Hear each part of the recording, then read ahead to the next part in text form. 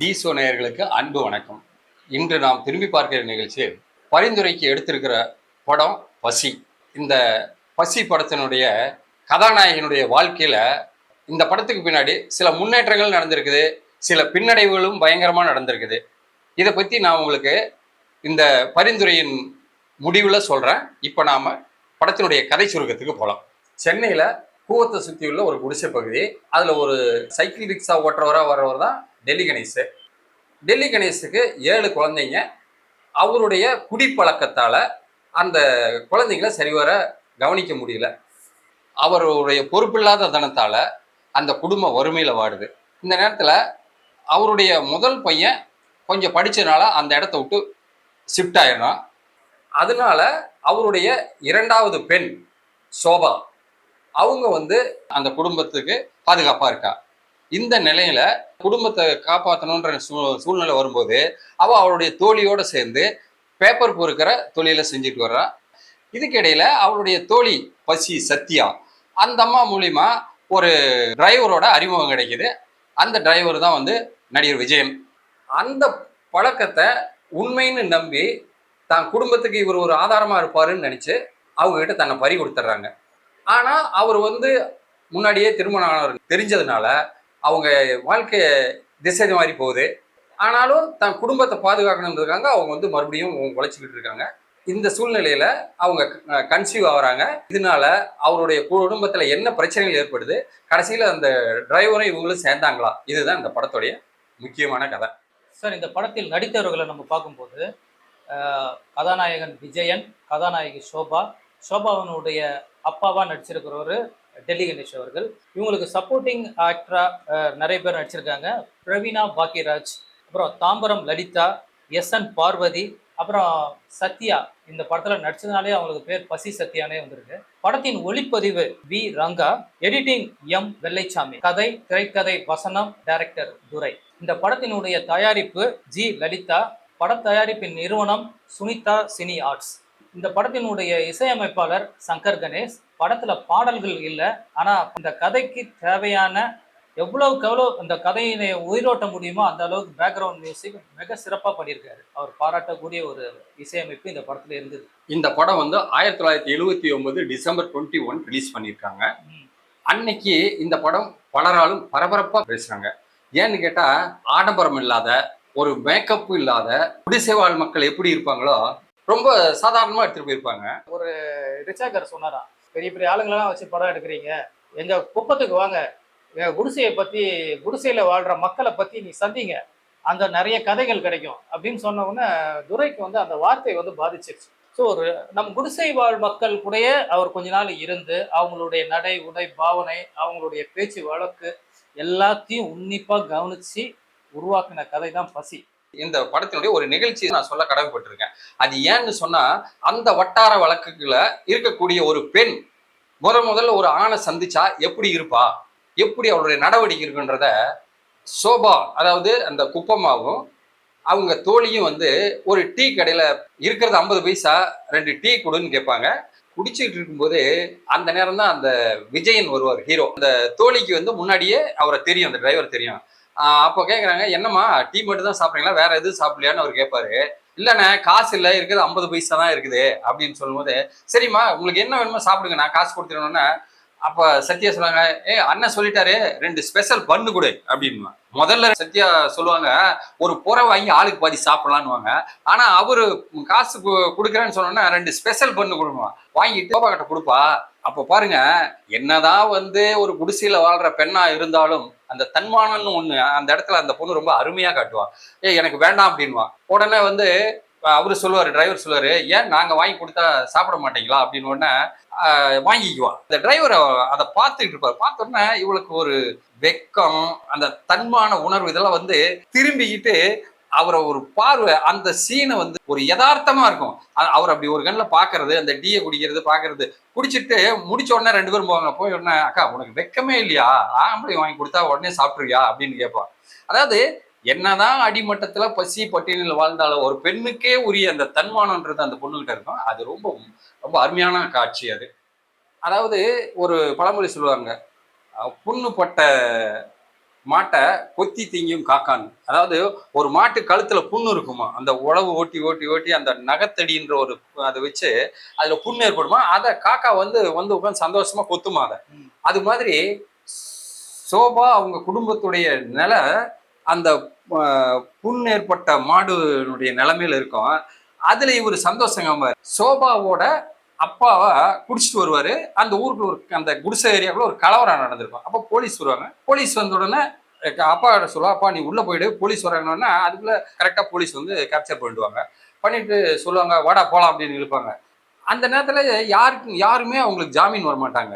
அதாவது இந்த புண்பட்ட மாட்டை கொத்தி தீங்கிற காக்கான்னு சொன்னேன் அந்த சூழ்நிலை. இந்த இடத்துல நாராயணன் அப்போ இவங்க ஜாமீனுக்கு ஆளை தேடி போகும்போது நாராயணன் சொல்லுவாரு, நீ எனக்கு ஒரு கண்ணசைவை காட்டு, நான் ஜாமீன்ல எடுக்கிறேன்.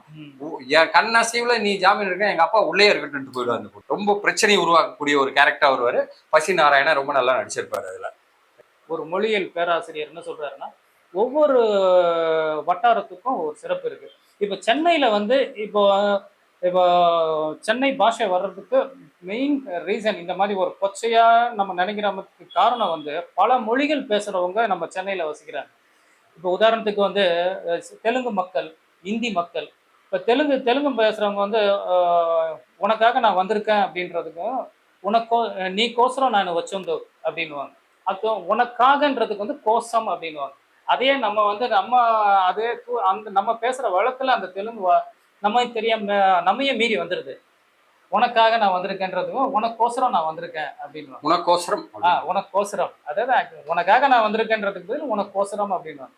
சார் இந்த படத்துல வந்து ஒரு காட்சி, சோபா வந்து அந்த டிரைவரால ஏமாந்த பின்னாடி பிரியாணியோட வீட்டுக்கு வருவாங்க. அப்போ அந்த பிரியாணி அப்பா வந்த உடனே ஓடி போய் எடுத்து ஒரு பொட்டத்தை எடுத்துட்டு போய் சாப்பிட ஆரம்பிச்சிருவாரு. அவங்க அம்மா கொடுக்கும்போது அவங்க அம்மா கேட்பாங்க, இந்த பிரியாணி எப்படி வந்தது உனக்கு அப்படின்னு. உடனே பொறுப்பில்லாத அப்பாவுடைய வார்த்தைகள் எப்படி இருக்குதுன்னா, ஏண்டி புள்ள கொண்டாந்து கொடுக்குறா துண்ணுயா, அதை விட்டுட்டு என்னமோ வந்து அதுக்கு கேள்வி கேட்டுக்கிட்டு இருக்க, அவ உழைச்சு சம்பாதிச்சு வாங்கி வந்து கொடுக்குறா துண்ணுடி அப்படின்னுவான். அம்மா சொல்லுவாங்க, அவ உழைச்சு சம்பாதிக்கிற காசுல 1/4 பிளேட் பிரியாணி கூட வாங்க முடியாதியா, இவ்வளவு பேருக்கு பிரியாணி வாங்கிட்டு வந்திருக்கானா, அது எப்படி வந்ததுன்னு தெரியணும்ல அப்படின்னு. அவரு சொல்லுவாரு, எப்படி வந்ததோ வந்தது இல்ல சாப்பிடு அப்படின்னுவாரு. அந்த அம்மா கேட்பாங்க, நீ உண்மையை சொல்லு அப்படின்வாங்க. கெட்டு போயிட்டேன்றத அம்மா கிட்ட நாசுக்கா சொல்லுவாங்க. சொன்னோன்னா அந்த அம்மா அந்த பிரியாணியை தூக்கி வீசி எறிவாங்க. எரிஞ்சிட்டு ஒன்று அழுவாங்க. அம்மா வந்து இப்படி தான் மக கெட்டு போயிட்டான்னு சொல்லி வருத்தப்படும் போது ஒரு உடனடி இது என்ன உலகத்துல நடக்காதா, இது ஒரு பெரிய தப்புன்னு பேசிட்டு இருக்க, நீ என் கூட சைக்கிள் ரிக்ஷால ஒரு நாள் உட்காரு, மேல் தட்டுல என்ன நடக்குதுன்றத நான் உனக்கு காட்டுறேன் அப்படின்னு. அடுத்து வந்து அவருடைய மனைவி இறந்துருவாங்க, இந்த இன்சிடென்ட்னால இறந்துருவாங்க. இறந்த பின்னாடி பிரவீனா கிட்ட போய் இவர் சொல்லுவாரு, பாவி உலகத்துல நடக்காத தப்பையா பண்ணிட்டா, இதுக்கு போய் அநியாயமா உயிரை விட்டாளேன்னுவா. அப்போ அந்த பிரவீனா ஒரு அருமையான ஒரு டயலாக் சொல்லுவாங்க. என்னன்னா, நீ உலகத்தோட ஒட்டி வாழ்ற முனியா, அதனால உனக்கு அது பெருசா தெரியல. ஆனா இந்த நாட்டோட பண்பாட்டோட ஒட்டி வாழ்ந்த உங்க மனைவிக்கு தான் தெரியும் அதனுடைய வழி என்னன்றது. அதனாலதான் அவங்க இறந்துட்டாங்க.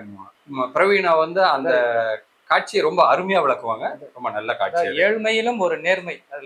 அதுல நீங்க வந்து பண்பாடுன்னு சொல்றீங்களா, அதை வந்து அறம் கூட சொல்லலாம். ஒரு அறத்தோட வாழணும் அப்படின்ற ஒரு எண்ணம் வந்து அந்த ஏழை தாயினுடைய உள்ளத்துல வந்து பதிஞ்சிருக்கு. அதுதான் திருக்குறள்ல வேற மாதிரி சொல்லுவாங்க. அது ஈன்றால் பசி காண்பால் ஆயினும் செய்யற்க சான்றோர் பழிக்கும் வினை. தாய் வந்து பசியோட இருந்தா கூட ஒரு முன்னோர்கள் வகுத்து வைத்த பாதையை மீறி நம்ம எதுவுமே நம்ம செய்யக்கூடாது அப்படின்ற ஒரு அந்த கோட்பாடை வந்து நிலைநிறுத்துற மாதிரி நம்ம கதாநாயகனுடைய அம்மா வந்து அதை காமிச்சிருப்பாங்க.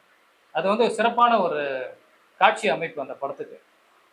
சோபா விஜயன்கிட்ட சொல்லுவாங்க, என்னை நீ கைவிட மாட்டேன்னு நினைச்சுதான் நான் உனக்கு முந்தானியை விரிச்சேன், ஆனா நீ முன்னாடியே கல்யாணம் ஆனவங்கன்னு மட்டும் எனக்கு சொல்லவே இல்லையே அப்படிம்பாங்க. அப்போ அப்படி சொல்லிட்டு சொல்லுவாங்க, அதாவது உன்னை கையெடுத்து கும்பிடுறேன், இனிமேலாவது என்ன மாதிரி ஒரு ஏழை பொண்ணை ஏமாத்தாதீங்க அப்படின்னு அந்த டைலாக் சொல்லுவாங்க. அது பார்க்கறவங்களுடைய கண்ணில் கண்ணீர் வளர வைக்கிற மாதிரி இருக்கும். அந்த விஜயன் அப்படியே அவருடைய தோழியை பார்த்து, அவ பேர் செல்லம்மான்னு நினைக்கிறேன், பார்த்து நீ கூட தப்பா நினைக்கிறியா அப்படின்னு கேட்பாரு அவரு. அதுக்கு அவங்க சொல்லுவாங்க, நான் இது வரைக்கும் உன்னை அண்ணனா தான் பார்த்துக்கிட்டு இருக்கேன், ஆனா நீ என்ன மாதிரி என்ன பார்த்தேன்னு தெரியலன்னு ஒரு சாட்டையில் அடிக்கிற மாதிரி ஒரு செய்தி சொல்லிட்டு போவாங்க. அது நல்ல மனசை தொடக்கூடிய ஒரு காட்சி. அதே மாதிரி விஜயனுடைய மனைவியா நடிச்சிருப்பாங்கல்ல, அவங்க வந்து டைலாக் ஒன்று சொல்லுவாங்க, யாருக்குமே கிடைக்காது இந்த பாக்கியம், என் புருஷனுக்கு குழந்தை பிறக்க போதாமே அப்படின்னுவாங்க. இது வந்து அவரை அவரை வந்து நிலைகுலிய வச்சிரும் இந்த டைலாக். அப்புறம் சொல்லுவாங்க, அந்த ஒரு இன்னொரு முக்கியமான ஒரு டைலாக் சொல்லுவாங்க, எல்லா புருஷனும் தான் மனைவி சீதையா இருக்கணும்னு நினைக்கிறாங்க, ஆனா ஒன்னே ஒண்ணு மறந்துடுறாங்க, அந்த புருஷன் ராமனா இருக்கணும்னு நினைக்கவே மாட்றாங்க. இது வந்து ஒரு, அதாவது ஒரு பெண்மையை வந்து ஒவ்வொரு ஆணும் உயர்வா நினைக்கணும், மதிக்கணும் அப்படின்ற ஒரு நோக்கத்தை இந்த வசனம் வந்து பளிச்சுன்னு சொல்றது. கடைசியா அவங்க சொல்லுவாங்க, நான் போட்டிருக்கிற தாலி அந்த புண்ணியவதியால தான் இன்னைக்கு என் கழுத்துல இருக்கு, அதனால போய் உடனே அவளை கூட்டிக்கிட்டு வாங்கன்னு விஜயன் கிட்ட சொல்லுவாங்க. விஜயன் அப்படியே தலை குனிஞ்சு நிற்பாரு. அப்ப சொல்லுவாங்க, ஒரு பொண்ணு தான் வாழ்க்கையில எதை வேணுனாலும் விட்டு கொடுப்பா, ஆனா தன்னுடைய குடும்ப வாழ்க்கையை மட்டும் யாருக்கிட்டையும் பகிர்ந்துக்க மாட்டா. இருந்தாலும் நான் அதுக்கு ஒத்துக்கிறேன்னா அதுக்கு ஒரே காரணம், உங்களை மாதிரி ஆண்களால எத்தனையோ பெண்கள் கழுத்துல தாலி இல்லாம வயிற்றுல குழந்தைய சுமந்துக்கிட்டு இருக்காங்க, அந்த கூட்டத்துல ஒரு எண்ணிக்கை குறையட்டுன்னு தான் நான் இதை ஒத்துக்கிட்டேன்னு சொல்லுவாங்க. அப்போ விஜயன் ரொம்ப வெக்கி தலை குனிவாரு. சார் இந்த படத்துல, இந்த படத்தினுடைய கிளைமேக்ஸ் தான் சார். சோபா முகத்தை க்ளோஸ்அப்ல காமிச்சிட்டு ஒவ்வொருத்தருக்கும் ஒவ்வொரு பசி அப்படின்னு சொல்லும்போது, விஜயனுடைய ஒய்ஃபை காமிக்கும் போது இந்த கோதைக்கோ மானப்பசி, விஜயனை காமிக்கும் போது இவருக்கோ காமப்பசி, ஒவ்வொருவருக்கும் ஒரு பசி, அந்த பசியை தீர்ப்பதில் தான் எத்தனை போராட்டம் அப்படின்னு சொல்லி இந்த படத்தை முடிப்பாங்க. அந்த முடிக்கும்போது அந்த படத்தை கிளைமேக்ஸ் முடிச்சு நம்ம ஒரு ஒரு குறைஞ்சபட்சம் ஒரு 10 நிமிஷத்துக்காக அந்த படம் வந்து பாதிப்பு இல்லாம இருக்கவே முடியாது. அதுக்காகவாவது இந்த ஜெனரேஷன் இந்த படத்தை பார்க்கணும் அப்படின்னு ஆசைப்படுறேன். இந்த படத்துக்கு 1978லயே 1,00,000 ரூபாய் சப்சிடி கொடுத்துருக்காங்க ஓ, அரசாங்கம். ம். அதே மாதிரி படம் வந்து அன்னைக்கு இதுவும் வந்து 100 நாட்களுக்கு மேல ஓடின ஒரு வெற்றி படம். இந்த படத்துல ஒரு சமுதாயத்துக்கு என்ன கருத்தை சொல்ல வர்றாங்கன்னா, வயிற்று பசி வரும்போது அதை தீர்க்கிறான், அதை தீர்த்த உடனே பணப்பசி வருது, அந்த பணப்பசி தீர்ந்த உடனே அந்தஸ்து, இப்படி படிப்படியா ஒன்னொன்னா ஒவ்வொரு பசியா மனுஷனுக்கு வந்துகிட்டு இருக்குது. இதுக்கு எல்லாமே அடிப்படை காரணம் என்னன்னு சொன்னா, தனக்கு தேவைகளை ஒரு மனுஷன் அதிகப்படுத்திக்கணும்னு நினைக்கும் போது இந்த பசி எல்லாமே ஒவ்வொன்றும் தானா உருவாகிட்டே இருக்கு. இது இல்லாம இருக்கணும்னா எல்லாருமே ஒரு சமமான வாழ்க்கை கிடைக்கணும், சமமான நிலையை அடையணும். இது இந்த படத்துல வந்து ஒரு நமக்கு டைரக்டா சொல்லாம புரியாமல் புரிய வைக்கின்ற ஒரு அர்த்தமுள்ள நியதி. எல்லோருக்கும் எல்லாம் கிடைக்க வேண்டும், இங்கு இல்லாமல் இருக்க வேண்டும். அப்படி இருந்துட்டா இந்த உலகத்துல எந்த பிரச்சனையுமே வராது. இந்த பரிந்துரையின் ஆரம்பத்துல சொன்னேன், இந்த படத்தில் சில அதிசயமும் ஆச்சரியமும்னு சொன்னேன்.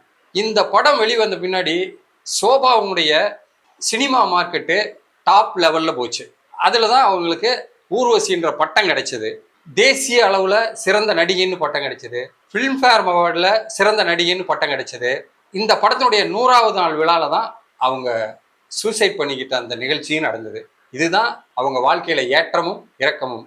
இந்த படத்தினுடைய இயக்குனர் துரை அவர்கள் சமீபத்தில் காலமாயிட்டாங்க. அவங்களுக்கு நம்ம திரும்பி பார்க்கிற நிகழ்ச்சியின் மூலமா நம்ம அஞ்சலியும் அவங்களுக்கு செலுத்துறோம்.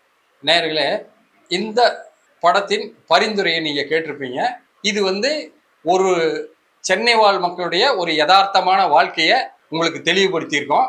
இந்த மாதிரி இன்னும் நல்ல படங்களை உங்கள் கண்முன் மீண்டும் கொண்டு வருவோம்.